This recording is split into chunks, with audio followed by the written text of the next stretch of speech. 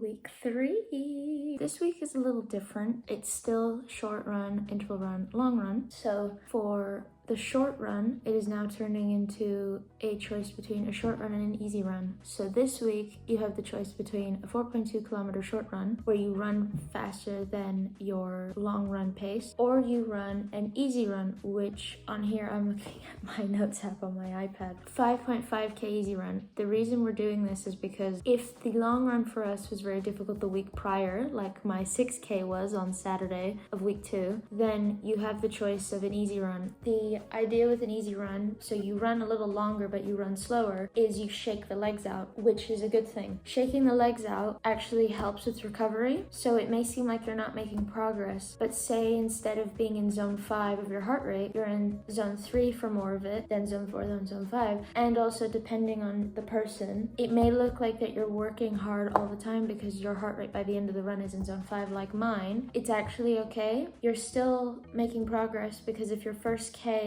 heart rate is lower, so I actually looked at it in a comparison. My very first run in December, my heart rate for the first kilometer, it was 191 beats per minute. That's extremely high. That is normally what I'd have at the last kilometer, but now it's at around 160 for the first K or 2. Then the interval runs are pretty much staying the same, but we have increased them more steeply. So before it was every other week they increased in 1 rep, but now this week it is 4.8 kilometers, so that's 6 by 400, 6 by 200, and then the following week it's going to be 8 by 400, 8 by 200, so 6.4k, because we need to work on distance and on speed. The best thing out of this whole thing is you need to have stamina. For a 10k you need stamina. It doesn't matter how fast you are. If you don't have the stamina, you are not going to complete the run the way you want it to, so you need to work on being able to run for longer and for a longer time. The 10k I'm aiming to do 70 minutes, so you need to be able to run for over an hour without stopping to be able to complete the 10k.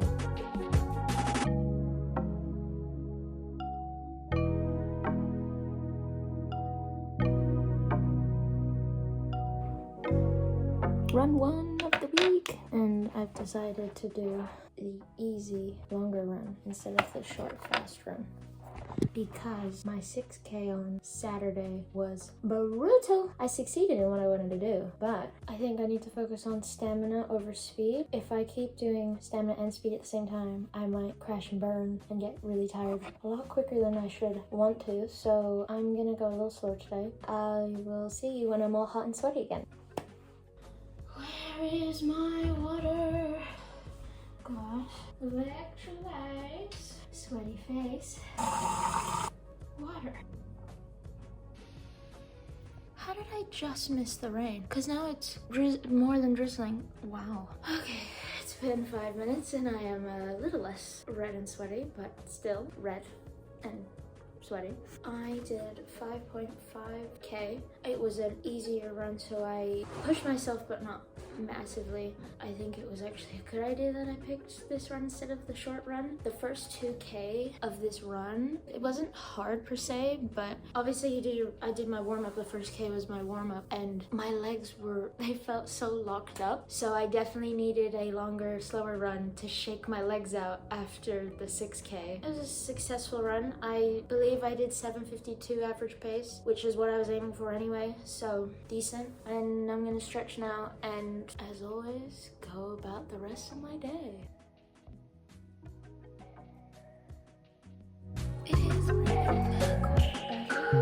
It's not stop raining at 4, so I'm gonna run then. It's 4.8k interval run today. Okay, it is finally stopped raining, but does this work?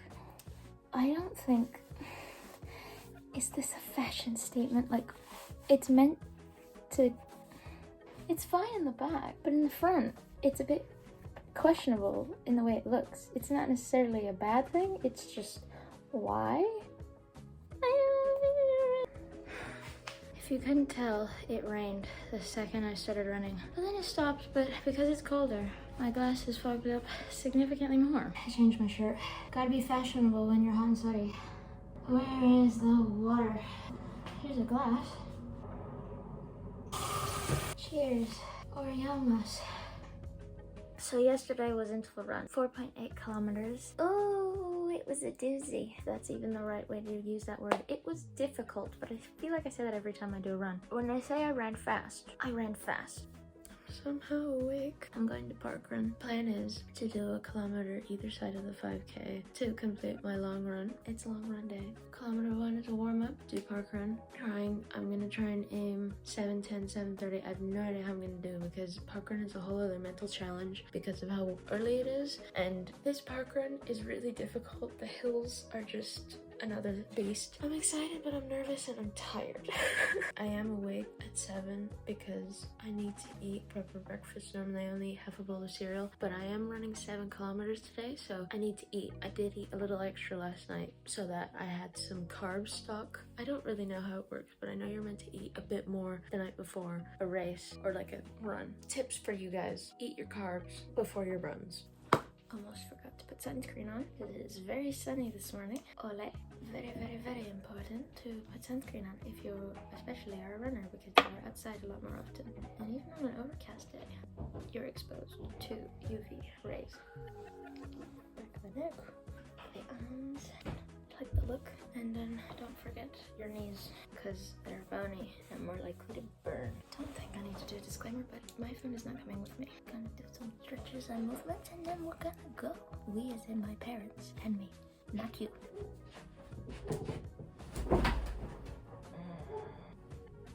So I went for my run. Boy, was it something else. Do you guys like this new angle? I'm trying something new. And I am not centered, but so I did 7.3 kilometers in total, which was 300 more than planned. It was hard. Did the warm-up of 1K. I actually ran 1.3K instead. Then I had to wait about 10 minutes for parkrun to actually start. Did parkrun. Wanted to quit after 4K of my total workout, so it wasn't 4K of the 5K parkrun. It was including the 1.3K warm-up. Oh my gosh, I wanted to just walk the rest. I thought, I'm putting in effort. I could walk for a bit.